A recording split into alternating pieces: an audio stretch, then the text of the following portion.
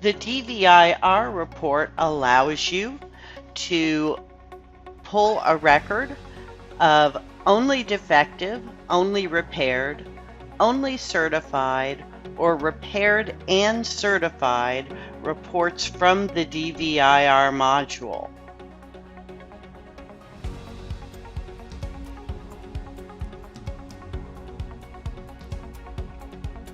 If you pull the report for all, it will give you a complete record of pre- and post-vehicle inspections, along with any repairs that still need to be done or have already been accomplished.